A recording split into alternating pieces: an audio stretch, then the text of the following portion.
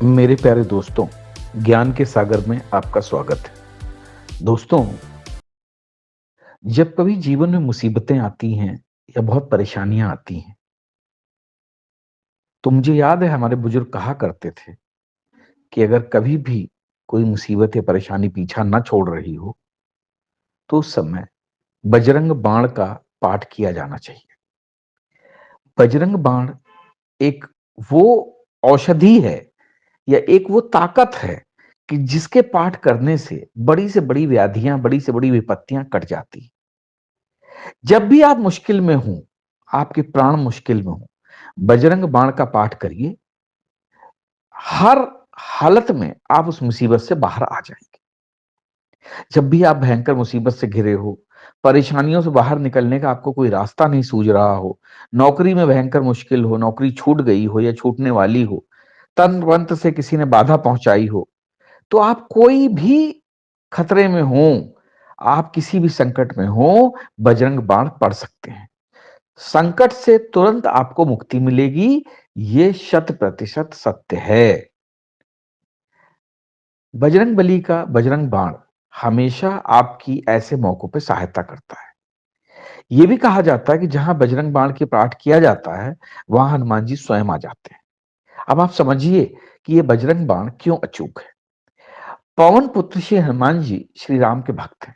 आप श्री राम का नाम लें और हनुमान जी आपकी मदद के लिए ना आए, तो ऐसा हो ही नहीं सकता। क्योंकि बजरंग बाण में हनुमान जी के आराध्य प्रभु श्री राम की सौगंध दिलाई गई है। इसीलिए जब आप श्री राम के नाम की सौगंध उठाएंगे, तो हनुमान जी आपकी रक्षा करने जरूर आएंगे। आप याद करिए, बजरंग बाण में श्री राम की सौगंध इन पंक्तियों में दिलाई गई है। भूत प्रेत पिशाच निशाचर अग्नि बैताल काल मारीमर, इन्हें मारू तो ही शपथ राम की, राखुनाथ मर्याद नाम की। जना जनक सुता हरिदास कहावो, ताकि शपथ विलंब न लावो। उठ उठ उठ चलु तो ही राम दुहाई, पाए परों कर जोर मनाई। देखिए, भगवान बजरंग बली को उठाने के लिए जब अगर आप राम की शपथ लेते हैं, तो ऐसा हो ही नहीं सकता कि आपकी मदद के लिए बजरंग बली आपके पास ना आए।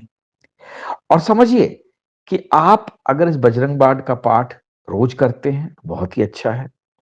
मंगलवार के दिन सूर्योदय से पूर्व उठकर स्नान करके अगर आप स्वच्छ वस्त्र धारण करके इसका पाठ करते हैं, बहुत ही अच्छा है।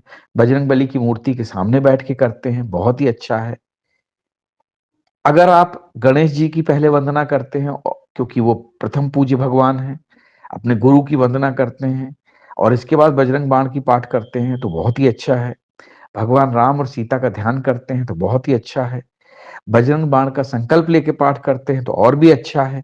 आपकी मनोकामना जो भी होगी पूर्ण करने के लिए भगवान से आप प्रार्थना करें, आपको संकल्प आपका पूरा होगा। उस हिसाब से अगर आप करते हैं, तो वो और भी अच्छा है। हनुमान जी को अगर आप प्रसाद के रूप में चूरमा या लड्डू आदि अर्पित करते हैं, तो भी बहुत अच्छा है। और आप जमीन पे बैठ के कुश के बने हुए आसन पे बैठ के अगर इस बजरंग बाण का पाठ करते हैं, तो ईश्वर सचमुच में आपकी मदद के लिए आपको समक्ष उपस्थित रहेंगे। और ऐसा कहा जाता है कि जब पाठ पूर्ण हो जाए, तो हनुमान चालीसा पढ़ें, भगवान राम का स्मरण और करें और उनसे निवेदन करें कि वो हनुमान जी से कहें कि आपकी मनोकामना को पूर्ण करें। अगर आपके मानसिक परेशानियां चल रही हों, तो सवेरे ब्रह्म मुहूर्त में और रात में सोने से पहले अगर आप बजरंग बाण का पाठ करते हैं, तो उसका भी बहुत बढ़िया फल मिलता है। अब आप समझिए बजरंग बाण लिखा किसने है। देखिए, ऐसा कहा जाता है कि तुलसीदास जी ने ही बजरंग बाण की रचना की थी। कहा जाता है कि गोस्वामी तुलसीदास पर काशी में किसी तांत्रिक ने किसी मारण मंत्र का प्रयोग किया था। तब तुलसीदास जी के पूरे शरीर पर फोड़े निकल आए थे। इसके बाद तुलसीदास जी ने बजरंग बाण का पाठ पढ़कर हनुमान जी से मदद की गुहार लगाई थी। बजरंग बाण के पाठ से उनके सारे फोड़े ठीक हो गए थे। तभी से लोगों को ऐसा विश्वास है कि यह पाठ शत्रुओं पर अचूक वार करता है। देखिए, हर चीज की अपने फायदे और अपने नुकसान होते हैं, लेकिन बजरंग बाण आपकी मदद के लिए बनाया गया है। ध्यान रखिए, कभी किसी का बुरा करने के लिए या किसी को नीचा दिखाने के लिए, अनैतिक कार्य सिद्धि या विवाद में विजय के लिए इस बजरंग पाठ का पाठ ना करें। भगवान ये नहीं चाहते कि आप किसी गलत चीजों में पढ़ें। सामान्य कष्ट या बाधा से अगर आप घबराए हुए हैं, तो भी आप मतलब कहते नहीं है कि आप एक मच्छर को मारने के लिए जो है आप तोप का इस्तेमाल नहीं कर सकते। तो ऐसे मौकों पर बजरंग बाण का पाठ ना करें। सिर्फ प्रार्थना ही काफ़ी है, बजरंग बली आपकी मदद करेंगे। ठीक है?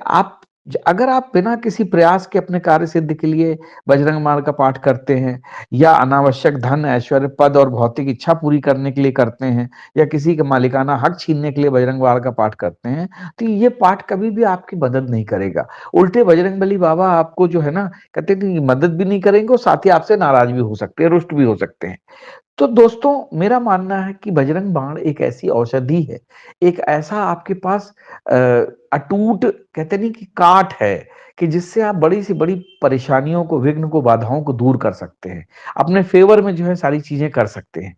तो आप बजरंगबली का पाठ करिए, बजरंग बाण का पाठ करिए, उनको जो है आप अपनी परेशानियों से जो कहते हैं ना दूर करने के लिए उनको मनाइए। लेकिन कभी भी किसी अनैतिक कार्य के लिए उनको जो है तंग ना करें। बस मेरी आपसे यही निवेदन है।